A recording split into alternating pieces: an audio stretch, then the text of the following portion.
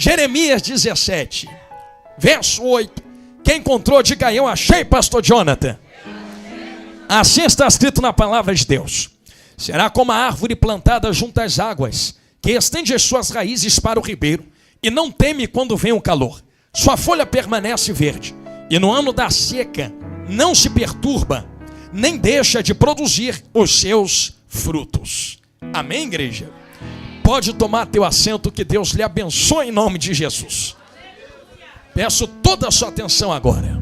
Profeta Jeremias é alguém que sempre ministrou, e você vê isto pela maneira dele escrever, de maneira muito incisiva, e por ora talvez teologicamente agressiva a Israel.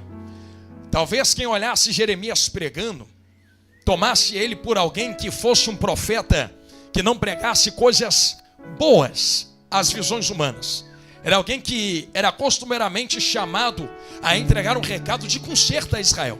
Por exemplo, um capítulo dos famosos é o seguinte, Jeremias 18, em que Deus está chamando Israel através do profeta a descer para dentro da olaria, para que Deus possa mostrar a Israel o que é que ele vai fazer com a nação. Enquanto a nação se quebrava nas suas mãos, Deus refaz com o mesmo material. E guarde isso que eu acabei de falar. Deus não traz material novo. Deus usa o material que já havia trago e restaura aquilo que ele havia trago. Então Deus não acrescenta, Deus restaura. E que fique muito claro nesse capítulo 18, que é o sucessor do 17. E eu digo sempre que o 17 é o começo do 18, que é o vaso que se quebra na mão do oleiro. E isso aqui é válido para o 17. Porque eu sei que você já leu rapidamente e pensa que é Deus quem quebra o vaso, mas não é. Assim está escrito na palavra de Deus. Como o vaso se quebrou na mão do oleiro, então quem se quebra somos nós mesmos na mão de Deus. Não é Deus que mete mão para te quebrar. E eu uso sempre um argumento muito válido. Eu sei que vocês trabalham em lojas, trabalham em padaria, trabalham em loja de venda, seja o que for, trabalham em empresa. E eu quero ver o dono de padaria ou de loja que vai entrar dentro da loja e quebrar todos os eletrodomésticos. Não tem lucro para o dono quebrar o próprio vaso. Não tem lucro para o dono quebrar todo o maquinário dentro da padaria. Então Deus não quebra vasos. Ele só termina de quebrar o que já está se quebrando na mão dele para restaurar.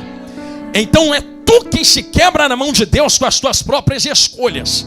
E eu estou falando isso porque existe uma liturgia hoje em dia nos corações humanos de jogar a culpa para Deus e terceirizar minhas escolhas. Ah, estou sofrendo porque Deus quer. Tu acha que Deus tem prazer em te ver sofrer? Deus permite, mas não tem prazer em ver o nosso sofrimento. Então por que Deus permite? Por causa das nossas escolhas. E Deus, na sua infinita plenitude, na sua infinita sabedoria, decidiu entregar livre-arbítrio aos seres humanos. E eu sei que esta palavra não está clara dentro da Bíblia, mas existe livre-arbítrio. E pasmem vocês, Deus respeita o livre-arbítrio que vocês têm de escolhas. É por isso que eu uso sempre um exemplo no meio da minha esposa. Tu vai entender. Eu poderia olhar para ela e obrigá-la a dizer que me ama. E ela vai dizer, tá bom, te amo. Tu tá me obrigando a dizer que te amo. Tá casado comigo. Agora imagina que eu não pedisse nada a ela. E ela viesse até mim dizendo assim, ó, tu não me pediu nada. Não sou obrigado a nada. Mas sou eu quem quero dizer que te amo. Reparou que parece mais verdadeiro quando tem uma liberdade de ela expressar o que sente. Deus fez a mesma coisa com Adão. Deus nunca obrigou Adão a não tocar na árvore do conhecimento do bem e do mal. Eu estou construindo isso no seu coração para tu entender que o que Deus fala com Adão é, dali a árvore, no dia que tu tocar certamente morrerás. Mas não proibiu.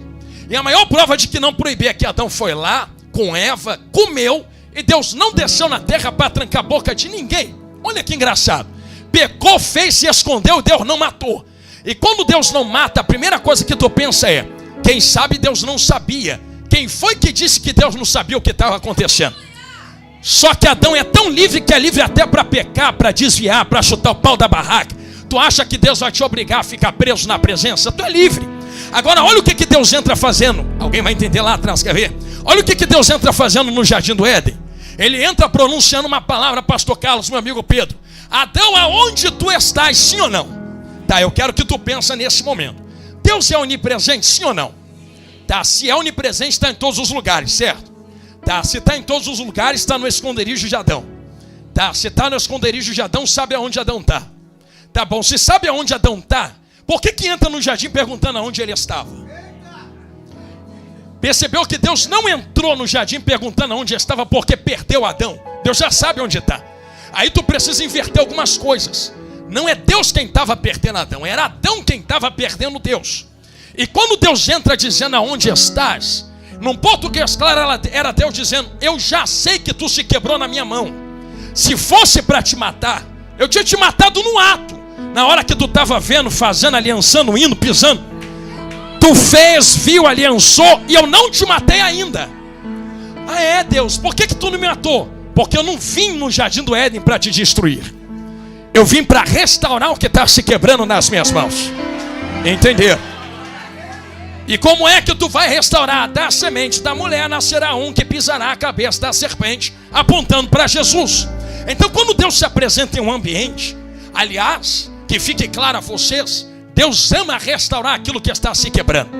Diz a palavra de Deus em Ezequiel: Deus não tem prazer na morte do ímpio. Antes, Deus tem prazer em que ímpios se convertam e os sirvam de todo o coração e recebam vida. Esse é o prazer de Deus. Por isso, quando você começa a perceber que o prazer de Deus é restaurar, tu começa a olhar as profecias e as pregações de Jeremias com um olhar diferente. Ele não prega pesado porque quer bater. Ele prega pesado porque quer ver restauração. Ele não prega pesado porque quer ver morte. É o contrário. Ele pega pesado porque quer ver vida. E, com carinho e respeito, existem momentos que palavras leves não alcançam mais um coração endurecido. Aí precisar mesmo é de marreta, de vara, de chicote nas costas. Vou começar. Porque nós somos acostumados, e eu sei que dói falar isso, mas cura, em receber palavras de bênção, palavras de favor imerecido, palavra de vitória, palavra de porta aberta. Pastor, quer dizer que Deus não quer me dar isso? Quer muito. Só que novamente, eu uso o exemplo de Adão para te explicar a diferença de uma palavra de vitória e a diferença de uma palavra de conserto. Por que muitos de nós gostamos de receber a palavra de eu vou te abençoar, mas não gostamos de receber de te conserta porque eu quero falar contigo? E a maior prova disto é que os maiores profetas de internet hoje são que falam o que a gente quer ouvir, não que a gente precisa ouvir. Os mais famosos são aqueles que dizem vai dar tudo certo, você é o centro de tudo, se é cuticute de Jesus, se é nenê de Jesus de Deus, se é gugu dadá de Jeová. E hoje em dia é tanto self-service na internet que você ouve o que quer, tu não ouve o que tu precisa. Tu chega lá na rede social e digita: hoje eu quero ouvir que sou especial. Aí vem um montão de gente dizendo: tu é especial, tu é gugu dadá. Eu vou rasgar logo o verbo no começo da pregação. Tu não é especial, tu não é gugu dadá. Tu é alguém que pecou contra Deus como eu peco também, que merecia o inferno, mas a graça nos alcançou na cruz. É isso que tu é. Tu não é centro de nada. Tu é um saco de carne que vai ser comido de verme quando entrar na terra. Tu mereceu o inferno e abraçar o diabo. Se não fosse Jesus na cruz, a gente ia abraçar demônio um dia. Então por que tu se acha tão especial assim? Por que tu bate o pé no chão e diz: se não fizer do meu jeito, também não faço, também não vou? Acha mesmo que Deus precisa de você para ser quem Ele é? Quem vai para o inferno é tu. Deus continua no mesmo trono. Estou sentindo Jesus falar na minha boca. Canaio e repaia. O posicionamento que Deus te pede não é para Ele ser quem Ele é, não. Com carinho, vou falar baixinho. Deus é Deus independente de tu ir para o inferno ou tu ir para o céu. Então não precisa de mim nem de tu para ser quem Ele é. Então se posicionar não é a favor para Deus, é a favor para tu. E aí tu começa a ter visão diferente de que uma palavra incisiva, uma palavra dura, às vezes é necessária, porque nossos corações só amolecem muitas vezes à base de vara e de chicote mesmo. Eu mostro na Bíblia. Eu uso novamente o exemplo de Adão. Quando Deus chama Adão a uma posição, Deus está chamando ele, vai doer muito, mas vai curar.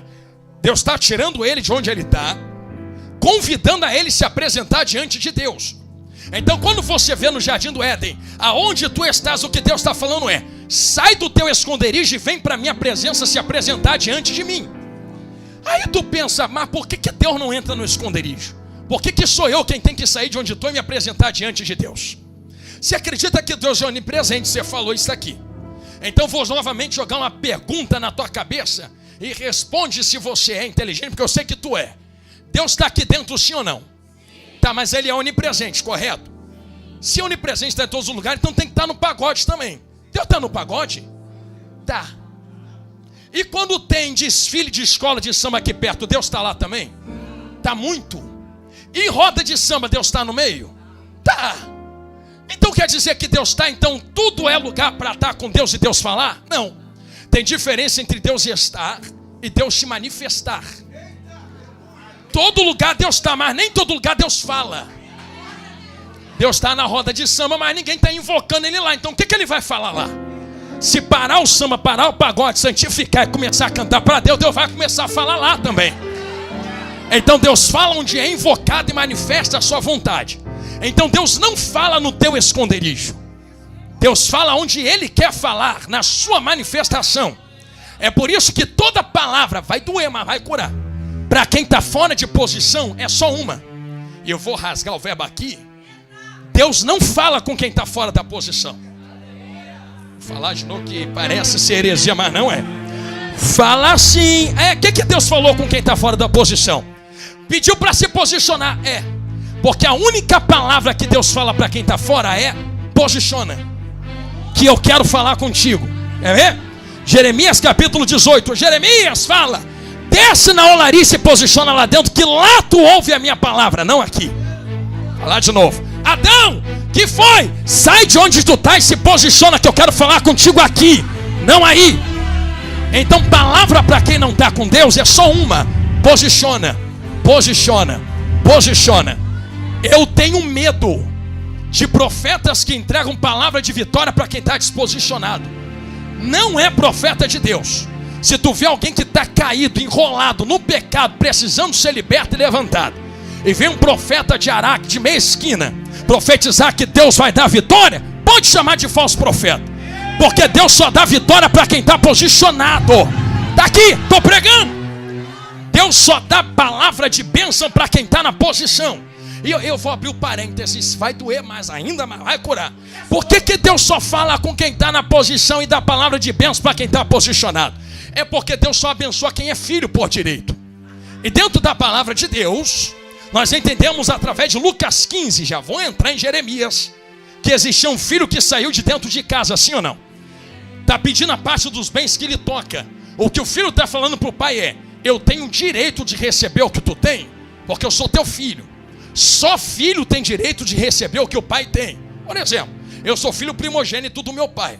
Se um dia Deus chamar meu pai, que é pastor para a glória, tudo que é dele passa por direito pela lei para mim. E assim sucessivamente. Agora olha que engraçado. Se Deus só passa para quem é filho, logo chegamos à conclusão que se ele não abençoa quem não é filho e não entrega para quem não é, então tem gente que não é filho de Deus na terra. Engraçado que eu ouvi na televisão um dia dizer que todo mundo que está na terra é filho de Deus. Nem todo mundo que está na terra é filho de Deus. Assustou tu? Vou falar de novo usando a palavra de Jesus. Reclama com ele quando tu chegar na glória. Porque foi ele quem falou um dia. Os judeus chegaram para Jesus e disseram assim: somos filho de Abraão, somos filho de Moisés. Aí Jesus falou: vocês são filha do diabo. Porque tem filho de Deus e tem filho do capeta também. Te assustou? Nem todo mundo que está na terra é filho de Deus.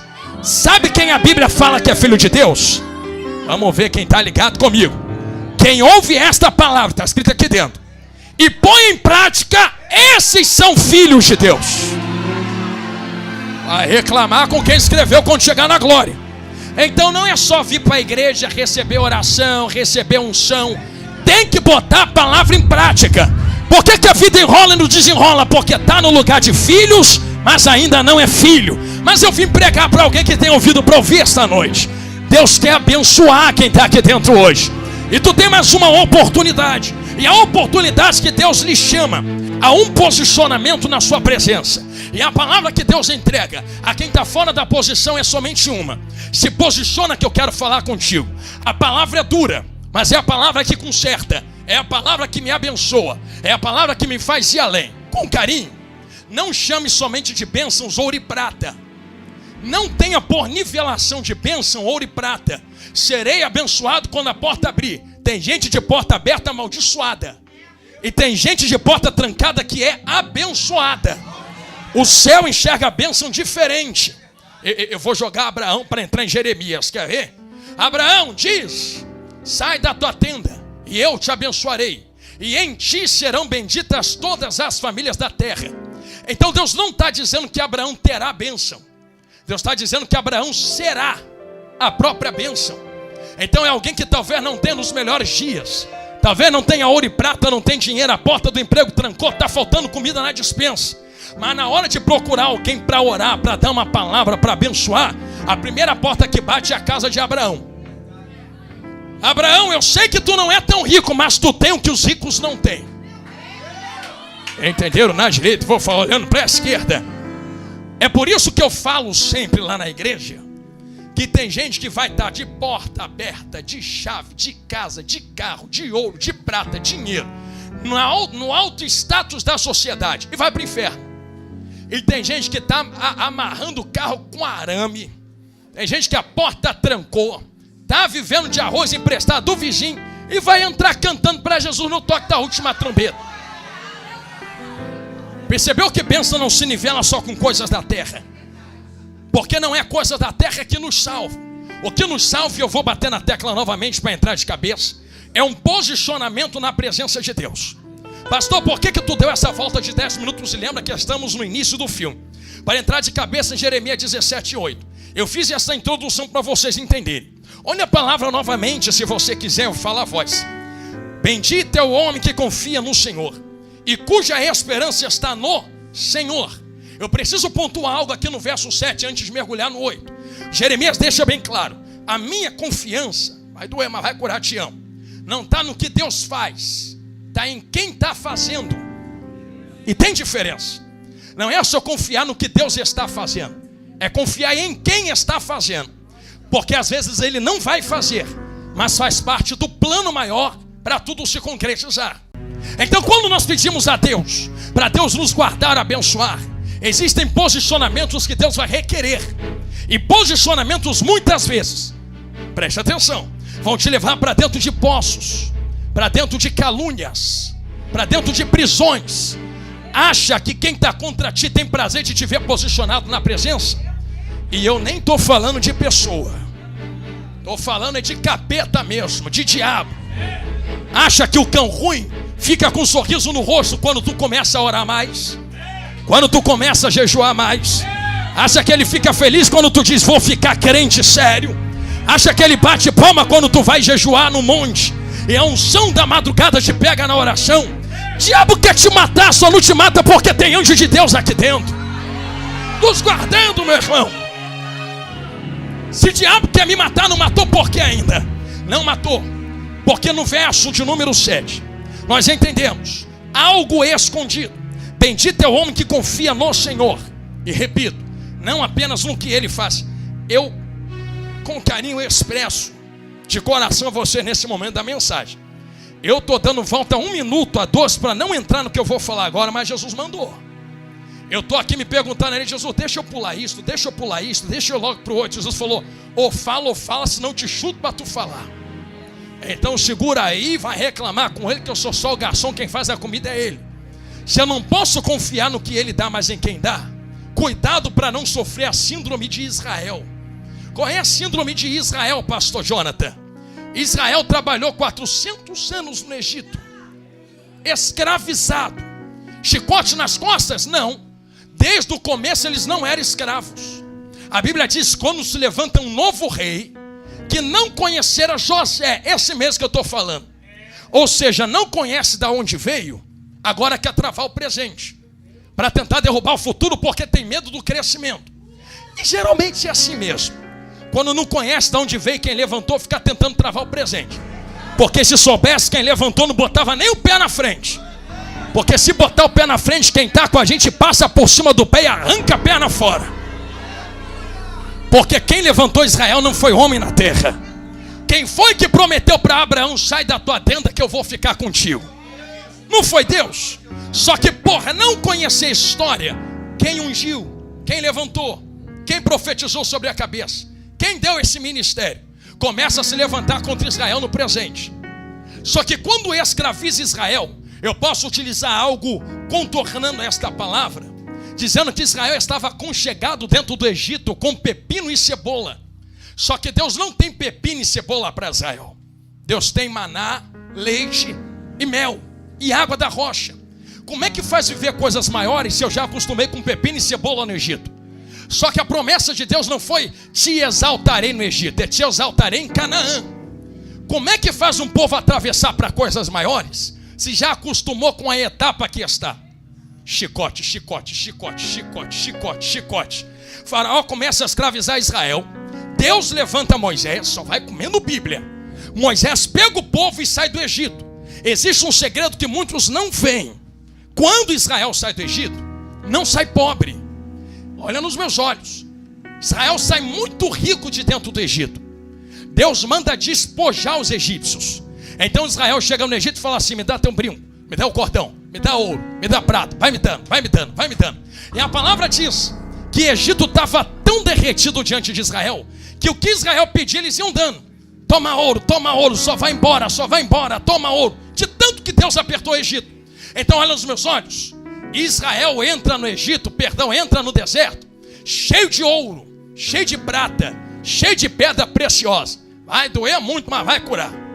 O problema não é Deus dar ouro e prata. Olha nos meus olhos. O problema não é Deus abrir porta.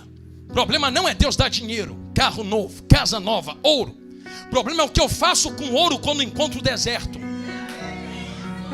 Entenderam? Da onde tu acha que veio o ouro para fazer bezerro?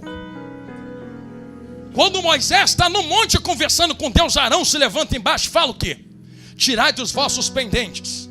Aí alguns teólogos vão dizer: não, é de outros deuses, aliança com os deuses. Não, quem deu ouro foi Deus. Vai doer, mas vai curar. Se der glória, não vão pensar que é contigo. Pega o ouro que Deus deu, joga no fogo, derrete o ouro, tira a estrutura do ouro, levanta um bezerro e olha para o pastor Jonathan, começa a fazer assim: glória aos ouros que Deus deu, glória ao ouro que Deus deu, glória ao bezerro, glória ao bezerro. Aí Arão se levanta com vara e diz assim: amanhã tem culto para Jeová. Ai, Jesus, vai doer muito, mas vai curar lá, vai. Te amo, tu mora aqui no meu coração. Começaram a misturar culto para bezerro e culto para Deus. Um dia estava adorando Deus que dá, outro dia estava adorando o que Deus estava dando. Campanha para se achegar mais perto de Deus, glória a Deus. Campanha para arrancar até o último centavo do bolso de Deus. Campanha para arrancar tudo que Deus pode dar. Campanha para fazer Deus fazer o que eu quero que Ele faça. Arranca de Deus, arranca de Deus, arranca de Deus. Tá, Deus dá, mas e o posicionamento dentro do deserto? Ih, Jesus, por isso a glória assumiu. Deus tem prazer em abençoar, só não transforma a bênção no seu Deus. Deus dá ouro, mas não adore o ouro que Ele dá. Deus abre porta, mas não adore a porta que Ele abre. Não, mas eu não adoro não. Eu não fico me dobrando na frente da carteira de trabalho. Mas não precisa se dobrar para ser teu Deus não. É só você gastar mais tempo com as coisas que Ele dá do que quem está dando. É que eu trabalho muito, não posso vir na igreja. Mas pode tirar 10 minutos para orar lá dentro daquele trabalho. Senti Jesus falar na minha boca. É que eu estudo muito, não tenho tempo de vir para a igreja. Mas pode ir em jejum para aquela igreja, para aquele trabalho, perdão. Pode ir em jejum para a faculdade. Quem quer dá um jeito. Eu lembro que antes de Deus me chamar, estou olhando para o tempo, antes de Deus me chamar para viver desse ministério, eu trabalhava na Fundação Oswaldo Cruz, ali na Fiocruz. Eu ia em jejum todo dia. Gastava às vezes 1h30 do meu almoço orando a Deus no meio da mata. Falava assim: está tomando meu tempo, mas não vai tomar o tempo que é de Deus.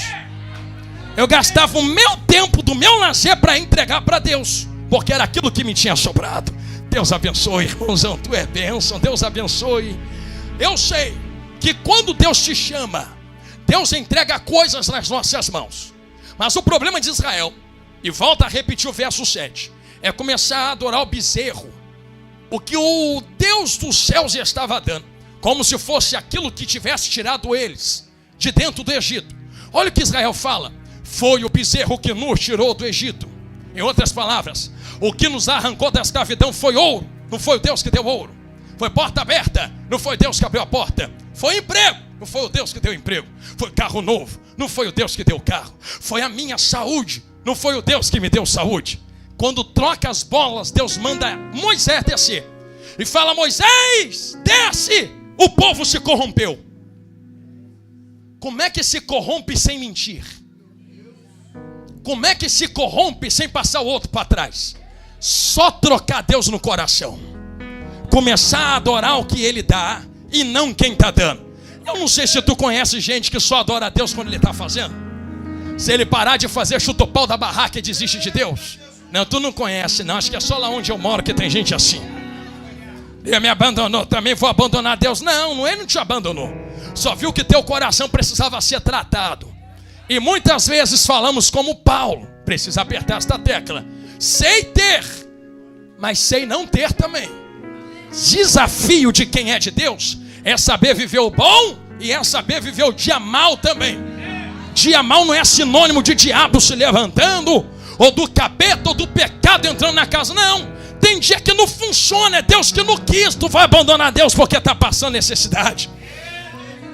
Por isso que quando percebemos que Deus dá essa indicativa dentro da palavra, o profeta traz um ensinamento a nós aqui esta noite. Não adore o que Deus dá, adore quem está dando. Porque quando Ele não der, tu não vai abandoná-lo no seu dia mal. A nossa confiança não está no que Ele faz, está em quem está fazendo. Eu vou jogar uma granada sem pino lá, vai. João capítulo 4 e capítulo 5. Já vou entrar no verso 8 agora, estou olhando para o relógio. Certo dia Jesus entra no tanque de Betesda assim, ó, passeando. Aí Jesus vai entrando para tocar no tanque de Betesda. Um monte de gente precisando de milagre. Quem é que não precisa? Todo mundo precisa. E o problema não é buscar Deus para ter milagre. O problema é só buscar Ele por causa do milagre. E não para se relacionar como quem é um pai. Olha, do anjo descer, porque diz a palavra que quando o anjo descia, as águas agitavam e quem entrava primeiro era curado. Aí está todo mundo assim: hoje o anjo vai descer. E quando o anjo vem, a porta vem, a chave vem.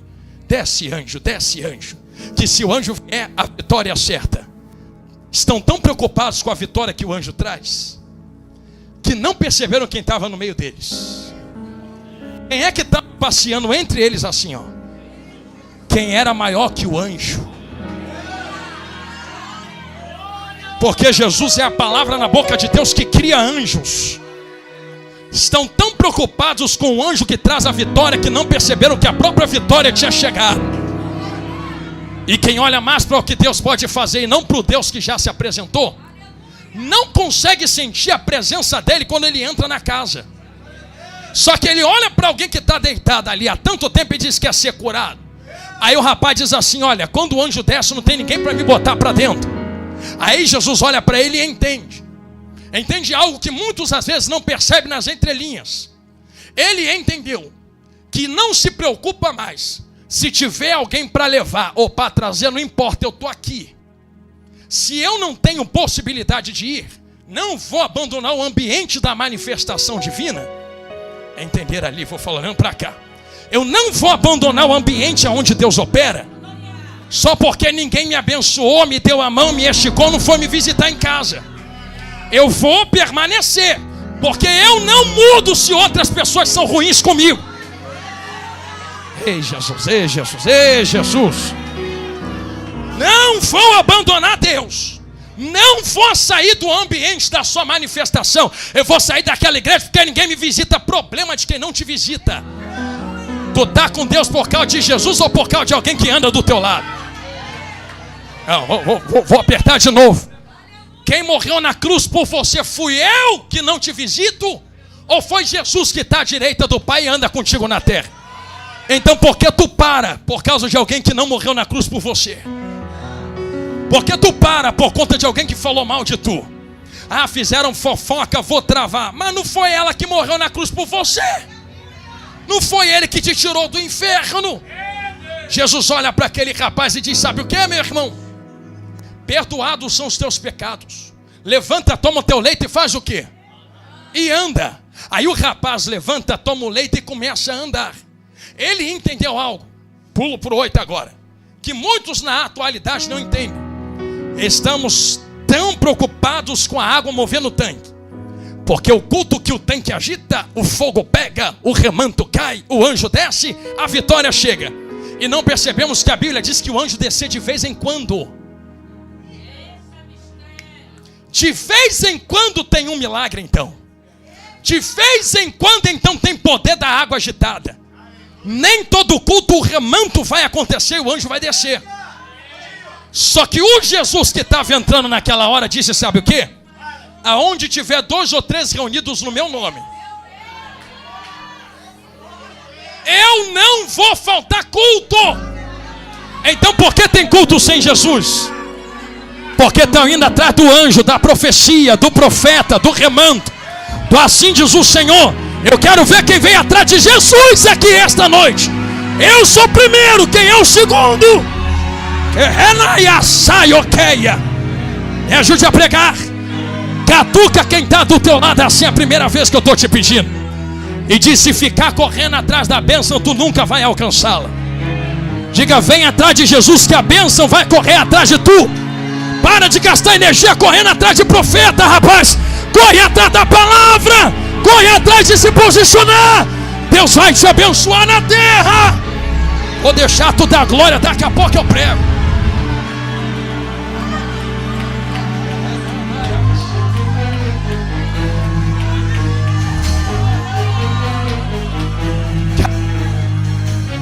Achia. Ai, Jesus, para que tu manda falar isso? Devo ter perdido uns 10 admiradores, não tem problema. Vou falar o que Jesus está mandando mesmo. É por isso que por correr atrás de tanto anjo que desce com a vitória, ou lá o fogo pega, eu vou para lá.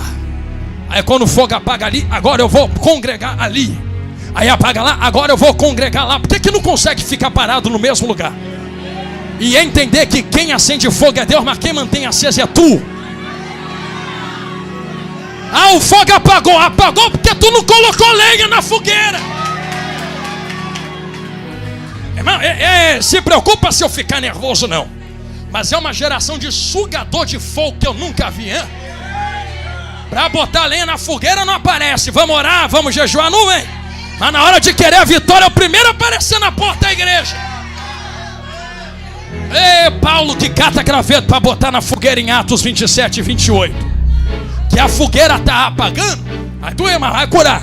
Tá todo mundo, nem entrei no verso 8 ainda. Todo mundo sentado à beira da fogueira porque o calor do fogo impede a morte.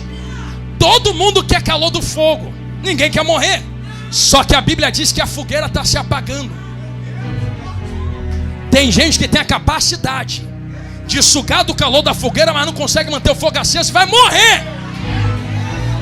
Prefere mudar de fogueira ao invés de auxiliar no fogo. Eu vou abandonar esse pastor, vou procurar outro que tem fogo. No teu pior momento ele te ajudou, agora tu está abandonando ele. Quando tu estava na sarjeta ele foi lá. Agora que ele precisa de tu, tu vai caçar outro fogo. Mete lenha na fogueira.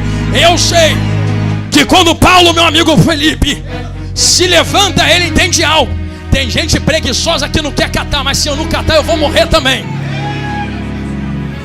Palavra para quem está aceso. Aí ele vai pegando graveto e ele fala assim, não vou parar por causa de sugador de fogo.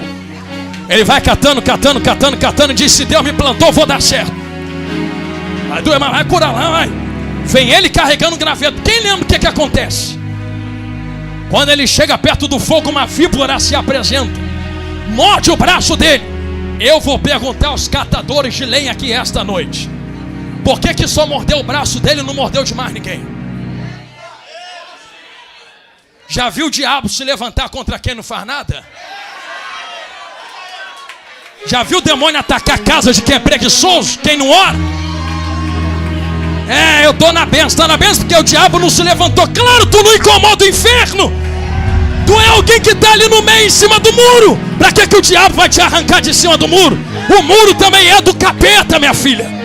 Ou tu cai para o exército de Cristo, ou ficar no muro não dá certo.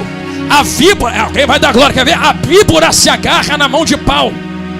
Aí eu não sei, porque isso aqui não começou hoje, pastor Carlos. Está na Bíblia. Quando a víbora se morde na mão de Paulo, mãezona, a palavra de Deus diz que quem estava na beira da fogueira, lá no fogo, que não fazia nada, olhou para ele, já vi isso aí, vai morrer. Raça ruim. Não ajuda, ainda fica falando mal do outro que está tentando te ajudar. Ah, se Deus entrasse em grupo de WhatsApp por aí. Ah, se Deus visitasse mensagem privada por aí. O que não ia ter de gente te abraçando pela frente, mas te massacrando pelas costas. Mas eu tenho um recado para lhe dar. Quando a víbora se agarra na mão de Paulo e o povo está dizendo vai morrer, vai morrer, vai morrer, uma raça que não faz nada, ele balança no fogo, no fogo, no fogo, no fogo. Balança no fogo, a víbora cai. Quer dar glória a Deus? A mesma galera que estava dizendo vai morrer, olha para ele e diz assim: esse é filho dos deuses. Esse é filho de Deus. Deus usa a língua do fofoqueiro para glorificar o próprio nome. É por isso que eu digo a voz: não para por causa de quem não faz nada não. Porque tem gente que não faz nada, ainda fica trazendo na sua vida. Eu vou abrir um parênteses, Jesus está mandando, dá tempo, vai dar tempo, vai dar tempo. Sabe o que a Bíblia diz? Que um dia Jesus estava pregando. A casa estava cheia, igual está hoje aqui, ó. Aí tinha um paralítico que queriam botar para dentro e não conseguiam. Vou entrar no 8 agora. Aí não deu para botar para dentro, subiram num telhado, tiraram até ele e desceram, sim ou não? Tá, tu lembra o que Jesus falou para ele? Perdoados são os teus pecados. Levanta, toma o leite e faz o quê? Anda. Chegou lá como? Carregado. Tá saindo como? Você acredita que tem gente que deita na maca de novo e diz: continua me carregando? Ô filhona de Deus, ô filhão, a minha obrigação de carregar é encontrar Jesus. Encontrou Jesus, ele te dá perna para andar. Ora por mim. Tu também sabe orar, por que não está orando? Eu já tenho minha guerra, vou ficar comprando a tua também. Tu não tem joelho para dobrar, tu não tem jejum para fazer, tu não tem Bíblia para ler. Então por que está subindo nas costas do outro que já está cheio de guerra? A gente está no mesmo exército. Vamos embora parar de sugar um ao outro e vamos embora começar a guerrear contra o diabo, porque é ele quem quer nos matar. Eu entendo. Se tu não tem força para caminhar, então tu está deitado na maca para encontrar Jesus. Mas quando tu encontra Jesus, ele manda tu andar. Então não deite na maca de novo. Não volte para a condição espiritual que tu estava antes de encontrar Jesus. Tu não é mais aquele zero à esquerda. Tu não é mais aquela zero à esquerda. Tu já sabe o caminho da igreja. Vou falar de novo. Tu já sabe o caminho da igreja. Ai, não vai visitar, não vou. Tu já sabe o caminho da igreja. Tu já sabe o joelho que dobra para orar. Tu já sabe a Bíblia que lê. Então para que você está subindo nas costas do outro para outros se carregarem? Minha obrigação como pastor, vou botar minha vida na linha de tiro, é te carregar até tu encontrar Jesus. Encontrou Jesus, é tu e ele. Eu vou buscar outros que precisam ser carregados. Agora, por que a gente não consegue salvar tantos quanto antigamente? Porque é um bando de preguiçoso que quer ser carregado até chegar na porta do céu. Deus te chamou para carregar também, filha de Deus. Sei nem porque Deus está mandando falar isso, mas está aí. Se Deus está mandando você caminhar, entenda os posicionamentos que Deus lhe coloca. Estou falando desde o começo da pregação e gastei meia hora para falar disso. Que Deus pede posicionamento, sim ou não? Então tá lá, verso 8. Será como a árvore plantada junto às águas, que estende as suas raízes para o ribeiro, e não teme quando vem o dia mau, o calor. A sua folha fica verde no meio do dia seco. Por que fica verde no meio do dia seco? E não se perturba, e não deixa de produzir os seus frutos, até mesmo em tempos que não são propícios à produção de frutos. Você entende que esse verso está dizendo que essa árvore está produzindo em tempo de abundância, em tempo de escassez também, mas está lá produzindo, prosperando, sendo sustentada. A Bíblia compara esta árvore aqui a cada um de nós, ou a Israel, e não é como a madeira ou a árvore do começo do capítulo, porque vai falar de uma coluna de madeira ou de árvore que serve a outros deuses. Não é o caso do 8. No verso 8 está falando de quem está me olhando de olho arregalado aqui dentro. E a palavra utilizada para árvore plantada, essa palavra no grego para plantada é shautal. E essa palavra, me perdoa a pronúncia, é transplantada. Então ela não nasceu no lugar onde ela está. Ela foi transplantada para onde ela está agora. É como se alguém fosse num local que não era propício a ela estar, pegasse ela com raiz e tudo, arrancasse da terra podre e botasse numa terra propícia a ela dar o que está dando. Eu vou melhorar o que eu estou falando. Tira de uma vida passada e coloque uma outra vida. Arranca de uma situação e coloque em outro ambiente. Muda a história da árvore. Eu vou jogar a peteca porque tu entendeu. Quem tu era 10 anos atrás? Quem tu era 15 anos atrás? Quando o dono da árvore foi lá naquela roda de pagode, te arrancou com raiz e tudo e te trouxe para dentro do terreno dele, te transplantou para dentro do terreno, transplantada junto às águas, que estende as suas raízes. Esta palavra estende é shalak, e me perdoa novamente se a pronúncia estiver errada, mas a palavra shalak que estende é enviar, estender, adaptar-se até alcançar algo. Olha novamente as palavras que ele usa no original hebraico. É estender e se adaptar. Então ele está plantado, a raiz tem um certo nível de crescimento, mas entende que precisa alcançar algo que está oculto e escondido. Então ele não fica esperando aquilo chegar até ele. Ele se estende e se adapta para alcançar, cresce para poder tocar aquilo que está oculto e escondido. Ele joga as suas raízes até onde estão as águas. Pastor, por que tem que jogar as raízes? Porque se o verso 8 está dizendo, plantado junto às águas, aos ribeiros, pastores, irmãos e irmãs, era como se você visse um rio de águas e plantasse uma árvore na beira do rio, e tu diz, pronto, a raiz vai crescer para dentro da água e está bom. Só que em tempo de seca, na região de Israel, na região da Judeia, na região de Canaã, seja onde for, a maioria dos ribeiros secam, deixam de dar água. Eu não sei se você já viu vídeo aí na internet de quando a água começa a atravessar deserto dentro. Aí eles ficam filmando, olha, as águas descendo das montanhas e vindo pelo meio do deserto. Tem tempo específico para a água aparecer na superfície. Então na superfície a água seca. Se está uma hora a água vai secar e as raízes superficiais não vão conseguir mais se alimentar. Obrigado, pastor. Não vai mais conseguir beber destas águas. Então a árvore entende algo natural, pelo amor de Deus. Crescer não é questão de mostrar que eu estou crescendo. É questão de sobrevivência. Ou tu cresce ou tu morre na seca. Vou falar de novo, olhando para a esquerda. Ou tu cresce ou tu morre no momento de dificuldade. Ou tu cresce ou tu morre no teu pior momento. Só que aqui que está a diferença. A árvore não está crescendo para cima. Está crescendo aonde ninguém vê. Agora eu vou entrar. Porque o verdadeiro crescimento não é mostrado. O verdadeiro crescimento não precisa de curtida de internet. O verdadeiro crescimento não precisa de compartilhamento. O que acontece em público é consequência do que já está acontecendo no oculto. Eu vou falar usando outro artifício. Outro artifício. O que acontece do lado de fora é transbordado do que já está acontecendo do lado de dentro. Parênteses aberto. Já volta aqui na árvore, no tema do congresso. É por isso que quando você percebe que existe um pensamento em Jesus entregar odre e vinho, ele diz assim, odre velho rebenta no vinho novo. Odre novo é conservado pelo vinho novo, porque odre é feito de couro. Só vai comendo Bíblia. E couro estica. Só que quando o couro está velho, não sei quem já teve cinto de couro, sapato de couro, saia de couro, bolsa de couro. Tu dobra ele velho e ressecado, ele faz o quê? Tu quebra. O novo tu estica, amassa, ele volta ao local. O velho tu quebra, racha. Imagine agora um odre que é um recipiente, como se fosse eu não vou falar vaso, mas uma bolsa que recebe vinho dentro. Se for velho, dobrou, racha. Se é novo, estica. Aí entra vinho novo. Vinho novo ali não vai dar tempo de falar, senão é muita coisa. Tem a tipificação como Jesus no casamento em Caná da Galileia.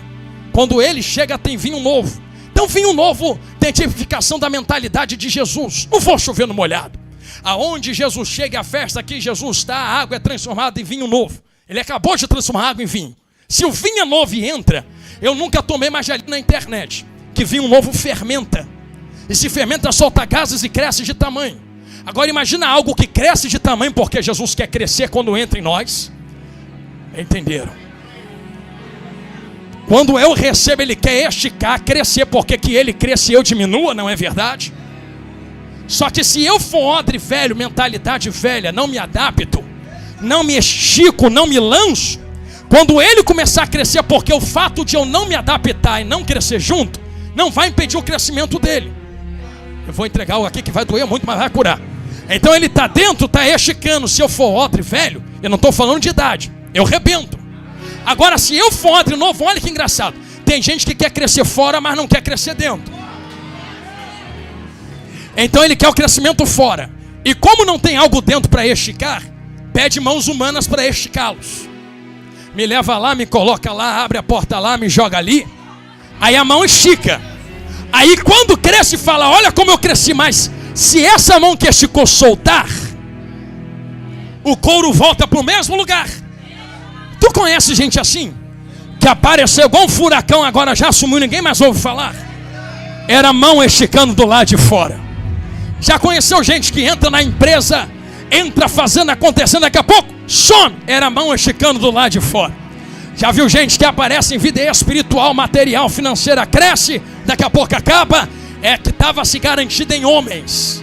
Agora quando eu confio no Senhor,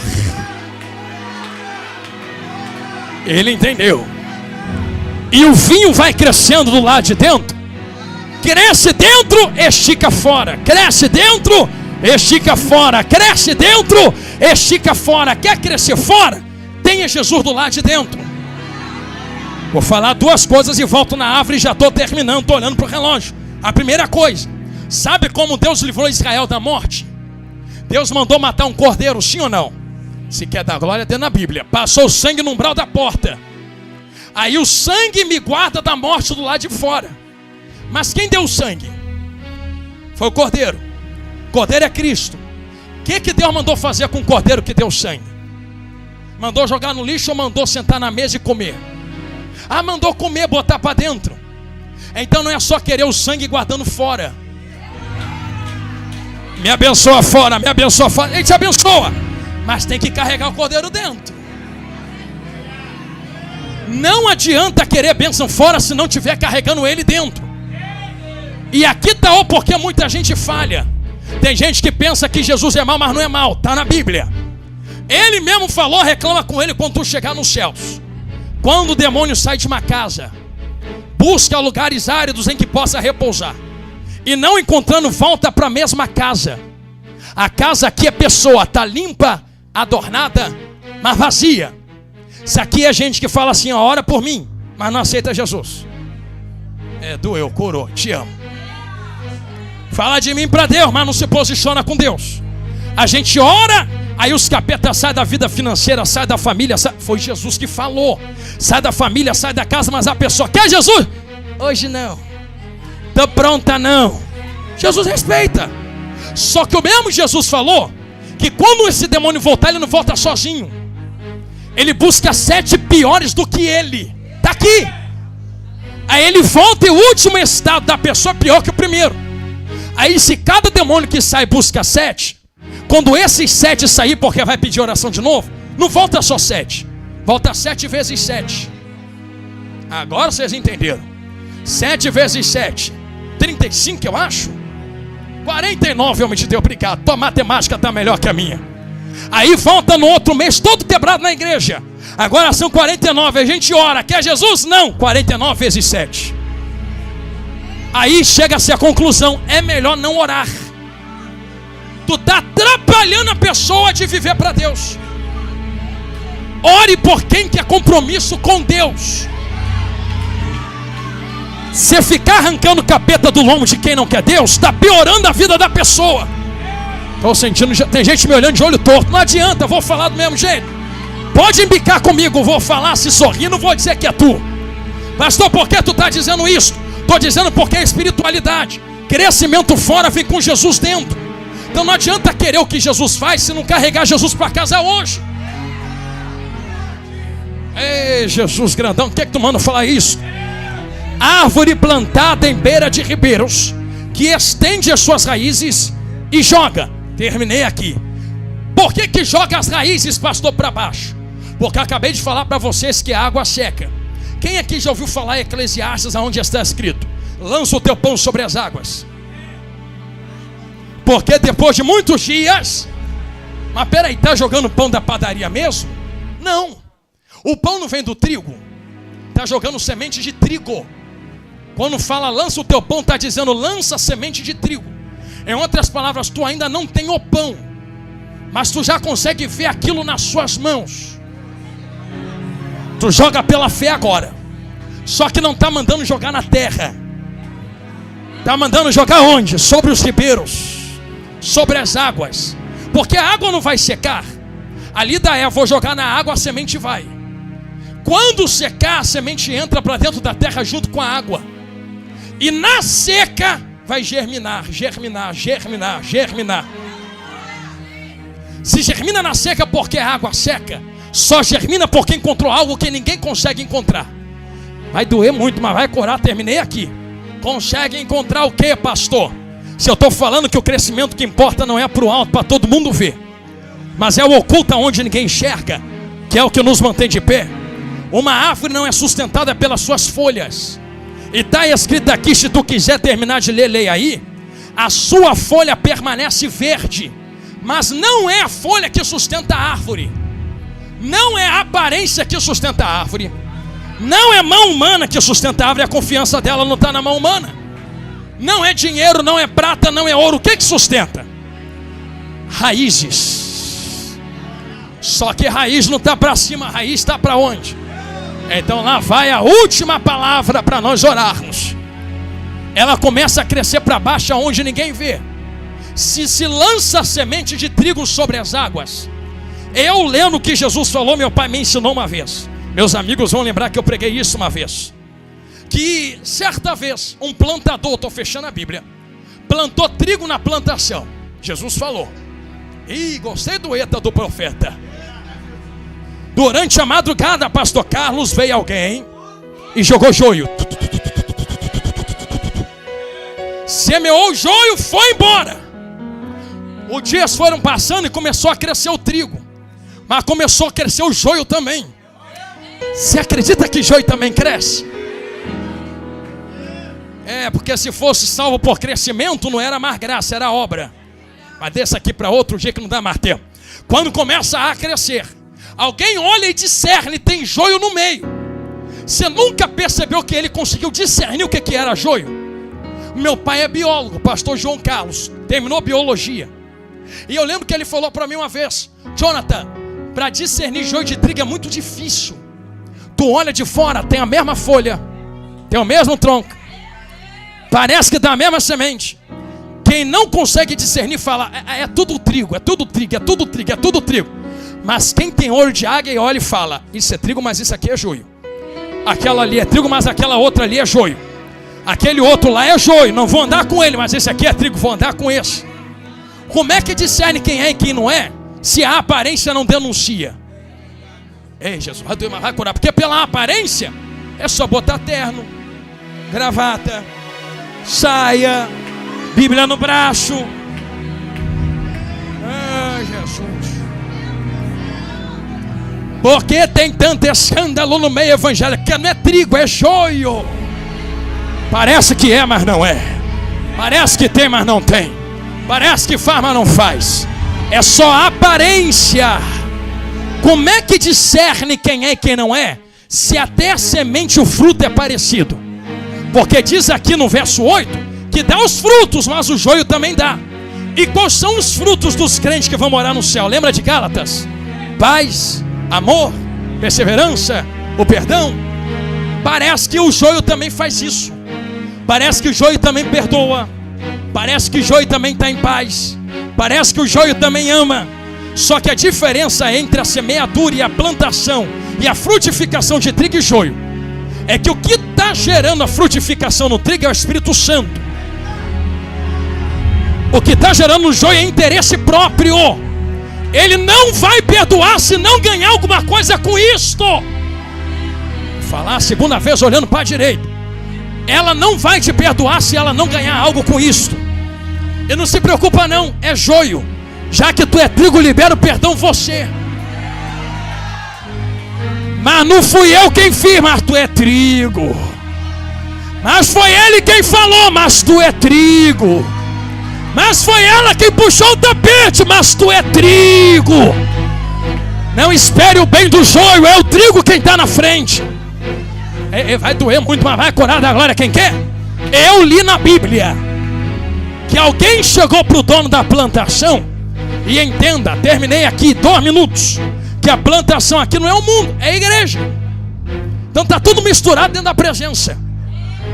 Então o crente já vai se acostumando, tá bom? Que a igreja perfeita espera chegar no céu.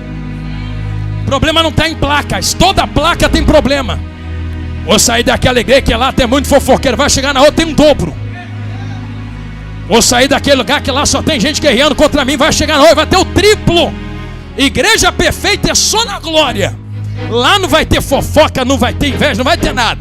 Mas enquanto tu estiver na plantação, vai ter joio também. Só que o que me espanta é, sabe o que eu faço? É que alguém chega pro dono e fala assim: arranca eles, tira a fofoqueira, arranca o invejoso, tira a caluniadora. Lembra de José que Deus não livrou? Na parábola ele também não livrou o trigo do joio. Ele virou para os plantadores, cuidadores e falou: vou deixar o joio no meio de vocês. Ai Jesus, mas tá me fofocando. Ai Jesus, mas tá me fazendo mal. Ai Jesus, mas tá me perseguindo. Arranca ela. Não. Por que tu não arranca joio da plantação? Sabe o que meu pai explicou? Biólogo, reclama com a biologia. Tem diferença entre as raízes. Tu não consegue discernir joio pela aparência. Tá todo mundo bonitinho, cheiroso, cabelinho pintado, bem vestido. A gente vai saber quem é quem aqui dentro na raiz. Quem tem raiz ficar de pé no meio da luta. Eu não te pedi isso até agora, vou pedir a primeira vez. Tu pode pregar na mão de quem está do teu lado. É final de pregação, me aguenta. Dá uma balançada santa na mão de quem está do teu lado aí, Vasco. E diga: chegou a noite de crescer para baixo. Diga: chega de mostrar. Chegou a hora de crescer aonde ninguém vê. Diga: tu está no auge da tua guerra. Eu vou te dar uma chance de tu abrir a tua boca, encher o culto da laje de glória a Deus e aleluia. Enquanto tu adora, tu cresce, tu cresce, tu cresce, tu cresce. Quem morre de sede morre porque quer. Bebe desta água que passa aqui esta noite. Calabadaraia sugité, erremancho que terra é blaua, calancho que terra é badaragadaua. Ei! Vou profetizar a última vez. Só morre de sede na fonte das águas quem quer. Eu termino esta pregação com uma palavra. Qual palavra, pastor Jonathan Carlos? Eu preguei até aqui sobre posicionamento. Eu falei que Deus não foi atrás de Adão, lembra? Eu não disse que foi Adão quem se posicionou na presença de Deus. Tá, eu lembro de passar em respaldo e em resvalo por Lucas 15, filho pródigo. Então deixa eu sintonizar algo no filho pródigo, 30 segundos, e eu oro pela sua vida. O filho estava na casa do pai, pediu a parte da herança que lhe tocava. Lembra que eu falei? Aí o pai olhou para ele e falou assim: tu quer, toma. Porque eu só recebo do meu pai se meu pai morrer. Então o que o filho estava dizendo para o pai é: para mim tu morreu, só me importa o que tu tem. Aí o pai: então toma, tu não é escravo, tu é livre. Ele pega o que o pai deu e faz o quê? Linha na pipa, vai embora. Quem procura Deus só pelo que Deus pode dar, nunca fica com Deus. Se Deus dá, vai embora porque deu. Se não der, vai embora porque está chateado. É o pastor que não presta, não ora direito, a unção não desceu, Deus não me ama. Só que quando o filho vai, o pai não vai atrás, o pai fica na porta. O filho está desejando comer bolota de porco, o pai não vai atrás. Eu já ouvi gente falando que Deus vai atrás. Não, Deus vai atrás de ovelha que se perde, não de filho que decide sair. Tu é filha. Mas olha o que a palavra diz. Quando o filho diz assim: levantar-me-ei. Não é o pai quem levantou ele. Se levantou sozinho. Olha. Irei ter. Não foi o pai quem veio, foi ele quem foi. Olha que coisa engraçada. Pensei que era Deus quem tinha que te fazer sentir alguma coisa para tu vir. Decisão nem sempre se sente. É decidida sem sentimento mesmo. Estou sentindo nada, mas hoje eu vou me posicionar com Deus. É isso aí. Não estou pronto, mas Deus vai me preparar e eu vou para Deus hoje. É isso aí. Como que tu vai sentir se a tua carne está lutando contra a tua posição? Tu não vai sentir Deus para vir para Deus. Tu tem que vir para começar a sentir Deus. Mas a Bíblia diz que quando o filho está vindo, o pai vê ele, vai ao encontro. Ir atrás não é ir ao encontro. Ir ao encontro é ir ao encontro de alguém que quer estar, mas não tem força. Aí o pai dá anel, termina aqui, dá a sandália e dá roupa nova. O filho ficou tanto tempo fora de casa, mas o anel coube, a sandália coube e a roupa coube. Parece bonito como quem espera, né? Mas é a mesma roupa. Sabe o que isso fala? Não teve crescimento fora de casa. O mesmo anel serviu porque não cresceu. Só se cresce na presença de Deus. Eu não estou aqui para envergonhar ninguém. Como eu falei no começo da pregação, Jeremias pregou duro e eu acho que eu preguei duro hoje também. Não estou aqui para envergonhar, para apontar dedo. Ninguém está aqui para fazer isso. Está aqui para te ajudar, quero te abençoar. E talvez você já entenda o que eu vou fazer agora e diga: já estou com vergonha antes de você chamar. Mas Jesus não teve vergonha de tu na cruz do Calvário. Se Jesus não teve vergonha de você na frente de uma cidade inteira, foi cuspido, humilhado, rejeitado, chicoteado, crucificado, e foi, porque te ama. Tu vai ter vergonha dele agora para mudar a tua vida. Jesus está chamando gente aqui hoje para se posicionar na beira de ribeiros e fazer raiz crescer para baixo. E eu não estou falando só com quem está fora da igreja não, tá bom? Estou falando com crente também.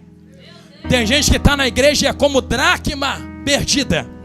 Está na casa, mas está perdida. Então para que está na casa? Você está perdido dentro da casa. Não dá para chegar diante de Deus, como eu sempre falo, e falar assim, ó: olha a minha gravata, olha o meu terno, olha a minha saia, olha a minha Bíblia, eu mereço entrar. Aí ele vai falar: a gravata não salva. Vocês usam porque vocês são assembleanos, tem que usar porque é a nossa doutrina. Mas o que salva é se posicionar na beira de ribeiros.